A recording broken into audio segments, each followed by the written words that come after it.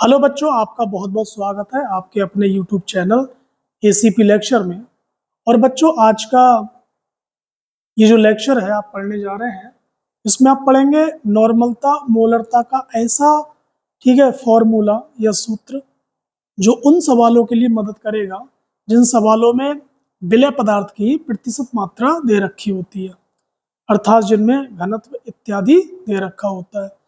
नॉर्मलता और मोलरता का फॉर्मूला हम लोग पिछली वीडियो में भी देख चुके हैं, लेकिन इस वीडियो में हम लोग नॉर्मलता और मोलरता का ऐसा फॉर्मूला ज्ञात करने जा रहे हैं, जो ऐसे सवालों के लिए मदद करेगा जिसमें विलय की प्रतिशत मात्रा दे रखी हो। तो देखिए बच्चों, आइए हम लोग ऐसे फॉर्मूले को हम लोग ज्ञात करते हैं। तो देखिए, हम जानते हैं बच्चों, हमने पिछली वीडियो में पढ़ा है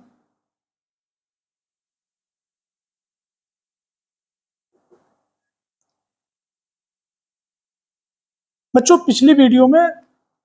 पढ़ा था आपने मोलरता बराबर विलय का भार बटे विलय का अणुभार इनटू विलयन का आयतन। यदि मैं ml में लूंगा तो ऊपर 1000 से मैं मल्टीप्लाई करूंगा। ठीक है, ये फॉर्मूला आप लोगों ने पिछली वीडियो में पढ़ा था। ठीक है, लेक्चर नंबर 2 में आपने इसको पढ़ा था। ये विलयन का आयतन मिलीलीटर में है, ये विलय का भार है और ये विलय का अणुभार है, और ये विलयन की मोलरता है। ठीक है भाई। अच्छा, अगले आप लोग शायद जानते होंगे या नहीं जानते तो अब जान जाएंगे, घनत्व बराबर द्रव्यमान बटे आयतन होता है। और मैंने आपसे पहले भी बोला था, आप द्रव्यमान लिख सकते हैं या द्रव्यमान की जगह पे आप लोग भार भी लिख सकते हैं। ठीक है, ऐसा आप लोग केमिस्ट्री में सिर्फ कर सकते हैं, फिजिक्स में आप लोग द्रव्यमान को द्रव्यमान की जगह पे भार को नहीं लिख सकते। ठीक है, तो देखिए बच्चों, एक फॉर्मूला है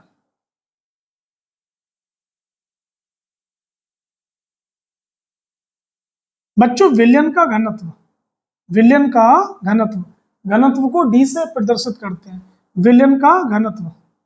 बराबर होता है बच्चों विलयन का भार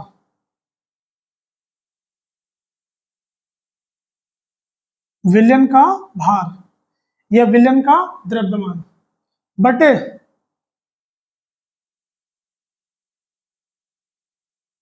बच्चों विलयन का आयतन। जिस चीज का घनत्व आप निकालते हैं तो उसी का हमें द्रव्यमान या भार लेना होगा और उसी का आयतन लेना होता है। ठीक है बच्चों, घनत्व का मात्रक होता है ग्राम प्रति ml। क्यों होता है देखिए, ठीक है, यहां पर जो द्रव्यमान या भार है इसको हम लेंगे ग्राम में लेंगे, और जो आयतन है इसको हम लेंगे मिलीलीटर में। इसलिए बच्चों, ठीक है, घनत्व का जो मात्रक होता है वो होता है ग्राम प्रति ml। ठीक है, तो बच्चों हम लोग जिसका घनत्व निकालते हैं उसी का द्रव्यमान या उसी का भार बटे उसी का आयतन लिखते हैं। अब बच्चों, मुझे विलयन का आयतन चाहिए तो मैं यहां लिखूंगा, ठीक है बच्चों, विलयन का आयतन, और किसमें बच्चों ml में, बराबर, ठीक है, W विलयन बटे में बच्चों क्या जाएगा, D विलयन, मतलब विलयन का भार बटे विलयन का घनत्व,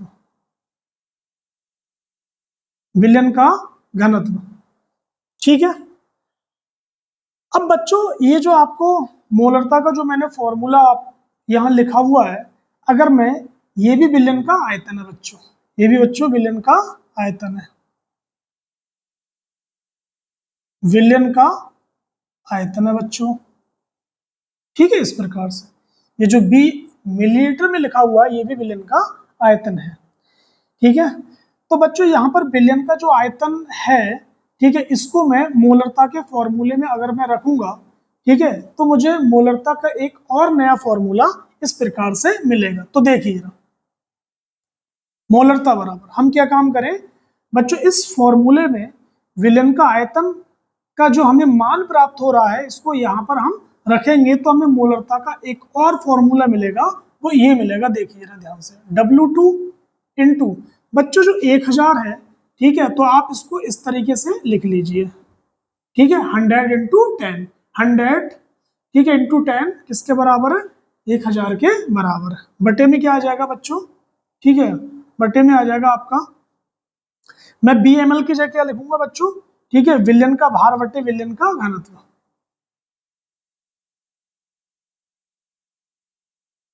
विलयन का भार बटे विलयन का घनत्व। अब बच्चों यहाँ पर जो विलयन का जो घनत्व मैं ऐसे करके लिखूंगा बटे में इसके, ठीक है, इस प्रकार से अगर मैं लिखूंगा,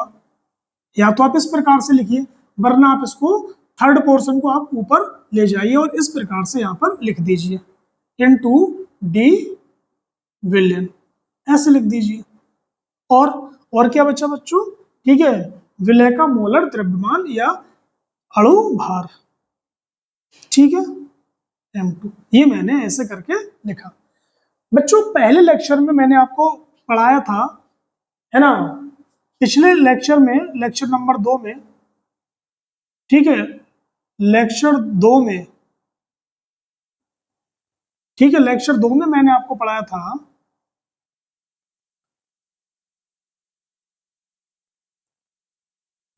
विलय का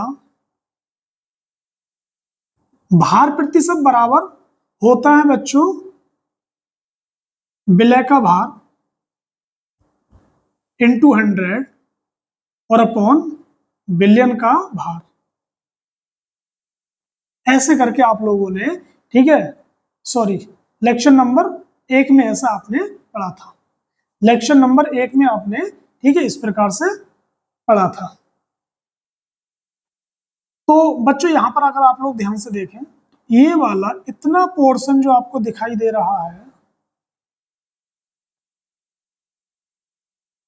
मैं इसकी जगह पे क्या लिख सकता हूं बच्चों, ठीक है, मैं यहां लिख सकता हूं मोलरता बराबर, इतनी जगह पे मैं क्या लिख सकता हूं, विलय का भार प्रतिशत, ये लिख सकता हूं,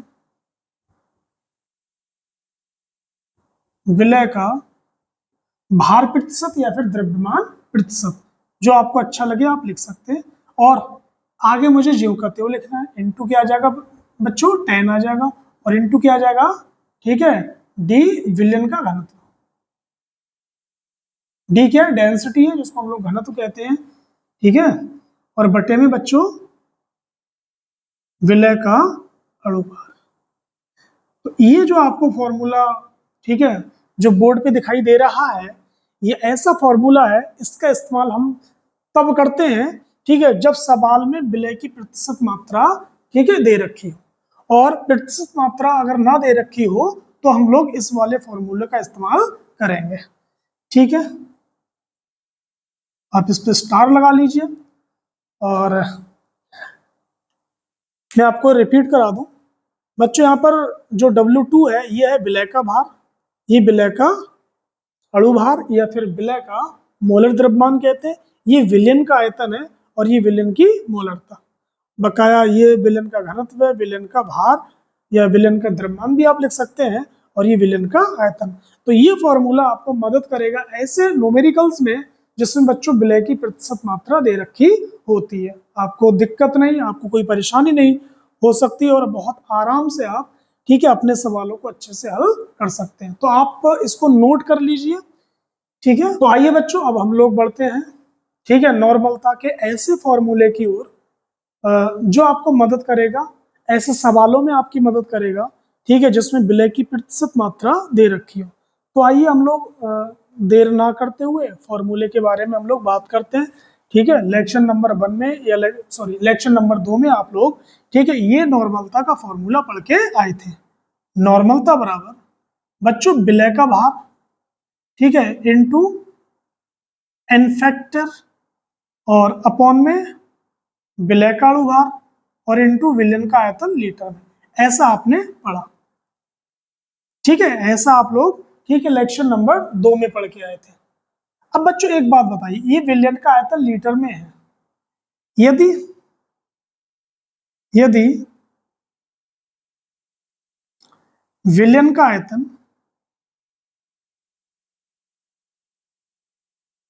मिलीलीटर में हो,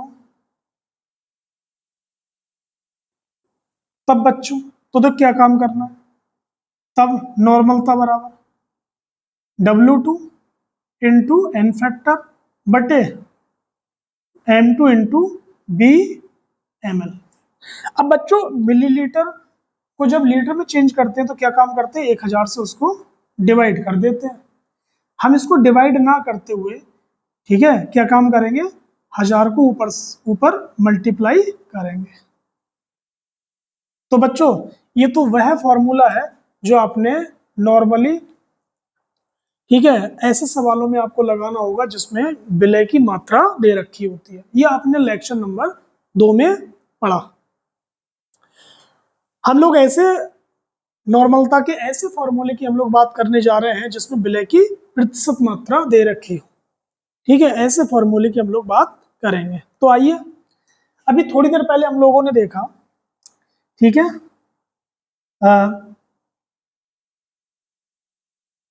विलयन का घनत्व बराबर बच्चों, ठीक है, विलयन का भार, विलयन का भार या विलयन का द्रव्यमान भी आप लिख सकते हैं, और इधर आ जाएगा आपका विलयन का आयतन। विलयन का आयतन, घनत्व बराबर द्रव्यमान या भार बटे आयतन होता है, ठीक है। अब मुझे बच्चों आयतन निकालना है, लेकिन किसमें होगा बच्चों, विलयन का भार किसमें लेंगे, अभी थोड़ी देर पहले हमने देखा था, इसको हम लेंगे ग्राम में, और विलयन का जो आयतन लेंगे वो किसमें लेंगे बच्चों, मिलीलीटर में लेंगे, ठीक है। ऐसे इस प्रकार से लेंगे, क्यों, क्योंकि जो घनत्व होता है उसका मात्रक होता है ग्राम प्रति ml, ग्राम प्रति ml होता है, इसलिए इसको, ठीक है,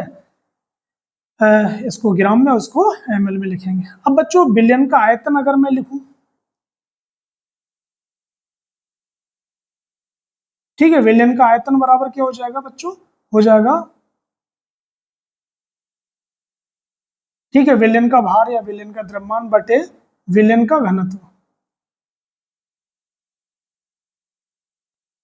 विलयन का घनत्व। अब देखो ये है विलयन का घनत्व, और बच्चों यहाँ पर ये जो आपको दिखाई दे रहा है ये भी क्या है, विलयन का, सॉरी, ये विलयन का आयतन है, ठीक है, और ये आपको जो दिखाई दे रहा है ये भी विलयन का क्या है, आयतन है, विलयन का आयतन है बच्चों, ठीक है, ये भी ml में, यहाँ पर मैंने लिख भी दिया है। अब हम क्या काम करें, ठीक है, जो आपको ये फॉर्मूला दिखाई दे रहा है नॉर्मलता का, ये वाला बच्चों, ये वाला जो फॉर्मूला दिखाई दे रहा है, इसमें हम क्या काम करेंगे, जो विलयन का आयतन है, ठीक है, उस विलयन के आयतन की जगह पे हम लोग इस मान को, ठीक है, इस वैल्यू को हम लोग लिखेंगे, तो हमें एक नया फॉर्मूला प्राप्त होगा, किसका, नॉर्मलता। तो आइए लिखते हैं बच्चों, नॉर्मलता बराबर, देखिए W2, ठीक है बच्चों, W2, मैं एक काम करता हूं, ठीक है, 1000 को मैं बच्चों इस प्रकार से लिख लूं, 100 इंटू 10, ठीक है, कुछ भी नहीं करा, 1000 को मैंने पहले लिख लिया है, और किसमें लिखा है, उसको तोड़ करके लिख दिया, 1000 इंटू 10, ठीक है, वो सॉरी 100 इंटू 10, 100 की गुणा आप जब 10 से कराएंगे तो कितना आ जाएगा, 1000 आ जाएगा, ठीक है। और फिर क्या आ जाएगा आपका एन फैक्टर, ठीक है, एन फैक्टर बटे में बच्चों देखिए क्या आएगा, बी एम एल, विलयन का आयतन, विलयन का आयतन हम बच्चों ये वाला लिखेंगे, यहाँ लिखेंगे हम लोग W विलयन, और बटे में क्या लिखेंगे बच्चों, ठीक है, विलयन का घनत्व। तो बटे में ना लिख के मैं क्या काम करूं, घनत्व को बच्चों ऊपर लिख देता हूं, ठीक है, तीसरा वाला पोर्शन ऊपर पहुंचा दो, विलयन का घनत्व, ठीक है, ये मैंने क्या है, विलयन के आयतन की जगह पे मैंने इस मान को रखा, इस, ठीक है, इस वैल्यू को मैंने वहां पे रख दिया, ठीक है, यहाँ पे। अब क्या बचा मेरा, यहाँ पे बचा है बच्चों, ठीक है, बचा है विलयन, सॉरी, विलय का अणुभार, सही है। इस प्रकार से फिर से बच्चों लेक्चर नंबर 2 में, सॉरी लेक्चर नंबर 1 में आपने पढ़ा था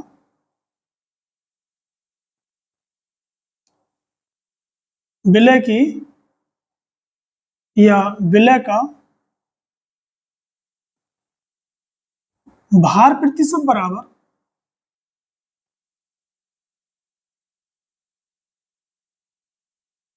विलय का भार बटे में बच्चों विलयन का भार और इंटू 100, ठीक है। इसको अगर आप लोग ध्यान से देखते होंगे,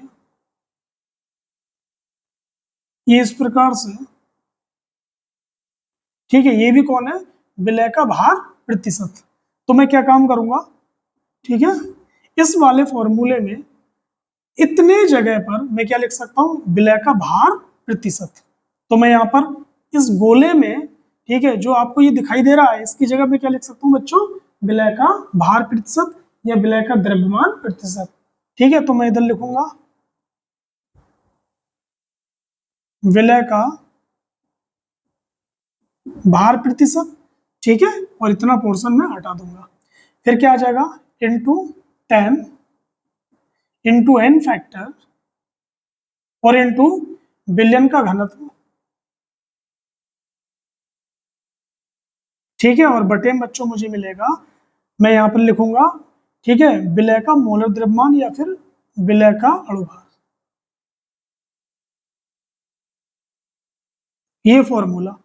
ठीक है, ये जो फॉर्मूला आपने नॉर्मलता का निकाला है बच्चों, ये फॉर्मूला उन सवालों में आपको मदद करेगा, ठीक है, जिन सवालों में घनत्व दे रखा होता है, विलयन का घनत्व दे रखा होता है या विलय का द्रव्यमान प्रतिशत दे रखा होता है, ये आपको काफी मदद करेगा।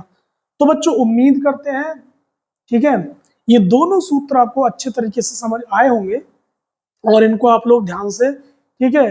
कॉपी कर लें और ये आपको काफी मदद करने वाले हैं। ठीक है, कठिन से कठिन न्यूमेरिकल में ये आपकी मदद करेंगे। ठीक, तो ये वीडियो अगर आपको पसंद आया हो तो आप अपने दोस्तों को और ऐसे बच्चों को शेयर कीजिए, ठीक है, जो बच्चे किसी कारणवश कोचिंग नहीं आ पाते, ठीक है, कुछ मजबूरियां होती हैं, तो ये वीडियो खासकर उनके लिए आप जरूर शेयर करें। ठीक है, और आज के लिए बस इतना ही।